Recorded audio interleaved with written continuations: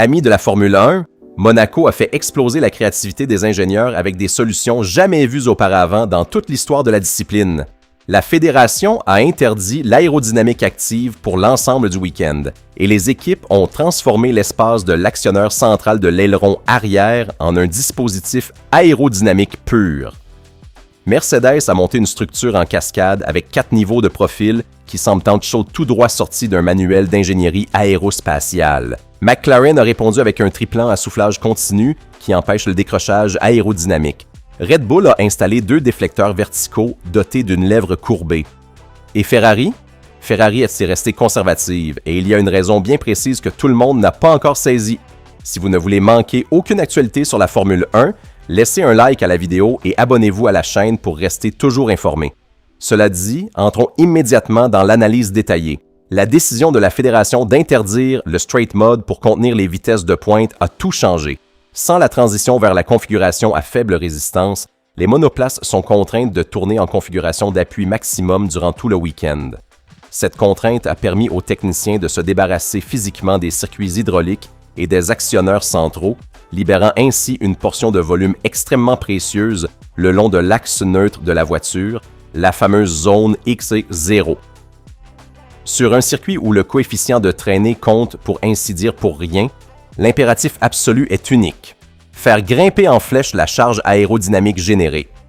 Sans l'effet extracteur de l'ancienne Beam Wing et avec des voitures dont l'effet de sol est nettement inférieur à celui de la génération précédente, coller le train arrière à l'asphalte dans les virages lents de Monaco est devenu un véritable défi. La règle de la fédération prévoit que l'activation et la désactivation ne peuvent pas être séparées par moins de 3 secondes et à Monaco, aucune ligne droite ne satisfait ce critère. Les équipes le savaient depuis des semaines et ont investi des ressources pour développer des solutions spécifiques à ce week-end. Mais ce qui est fascinant, c'est que ces solutions pourraient même se révéler utiles à l'avenir. Si une course se déroulait sous la pluie du début à la fin, la fédération pourrait décider de désactiver le straight mode pour des raisons de sécurité et ces ailerons spéciaux reviendraient alors sur le devant de la scène. Les équipes y ont réfléchi et c'est précisément pourquoi elles ont investi des ressources significatives dans ces développements. Mercedes a présenté la solution la plus radicale et la plus fascinante du week-end. Dans l'espace où siège normalement l'actionneur hydraulique, les techniciens de Brackley ont installé une série complexe d'ailettes en cascade sur 4 niveaux. Le premier élément, situé en hauteur, dévie l'air au-dessus de l'aileron pour ne pas perturber les 3 profils inférieurs avec une fente centrale qui divise le flux en 2 directions distinctes.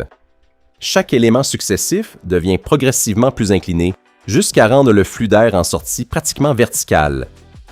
Ce travail aérodynamique raffiné représente une tentative de réorganiser les flux turbulents en provenance du capot moteur et du halo afin d'énergiser la couche limite et de faire travailler plus efficacement la portion centrale du main plane.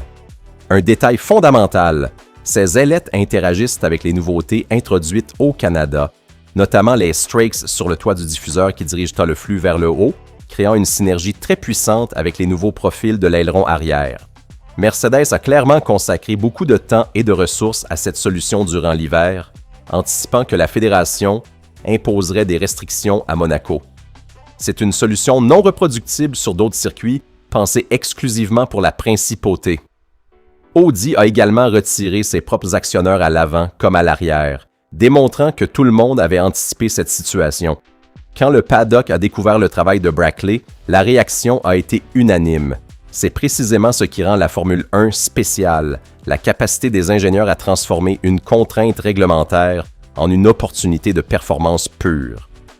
En déplaçant le regard vers les stands couleur papaye, on découvre ce qui s'annonce comme la solution technique la plus sophistiquée du week-end, aux côtés de celle de Mercedes.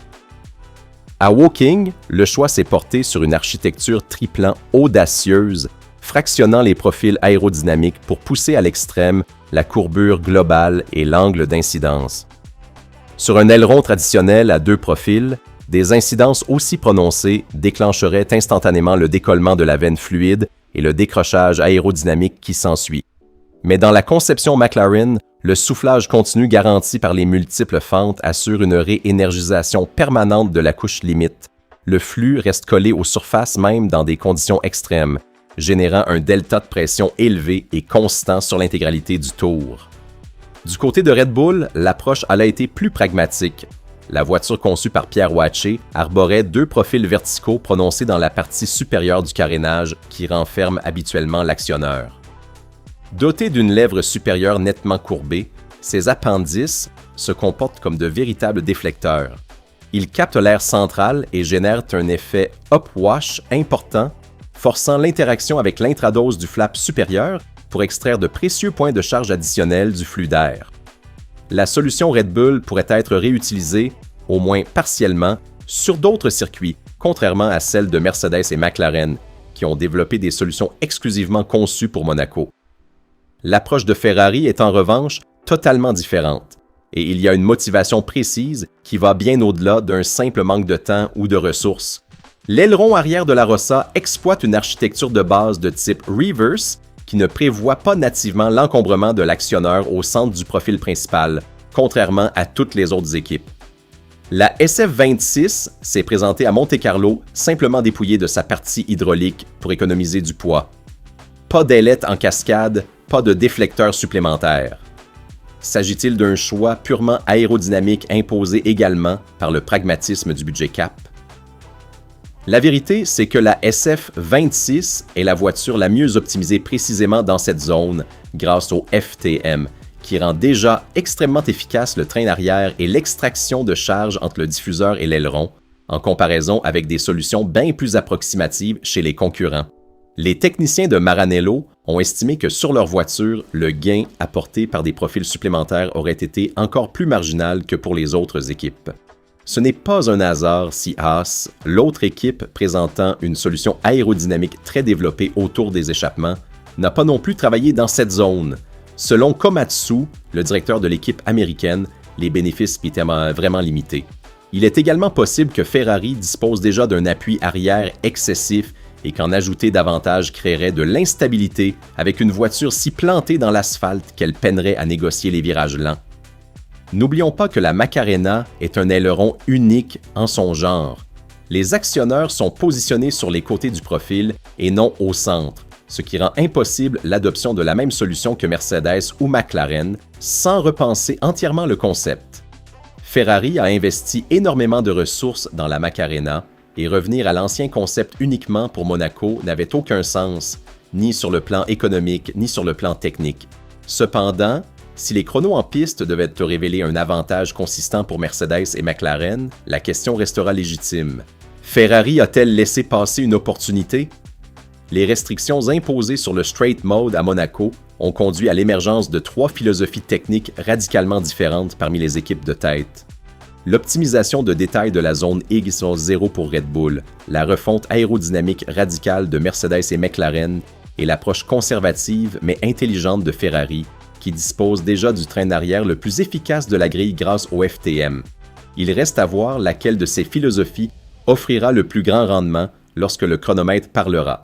L'objectif commun est de maximiser la charge verticale, de stabiliser le train arrière au freinage et d'assurer la traction indispensable pour transmettre au sol la puissance du MGU-K sur les rues de la principauté. Combien tout cela vaut-il en termes de temps au tour?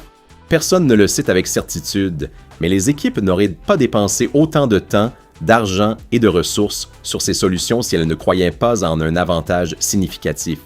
Il pourrait s'agir de 2 ou 3 dixièmes, ce qui à Monaco fait toute la différence entre la pole position et la deuxième ligne. La partie est loin d'être terminée.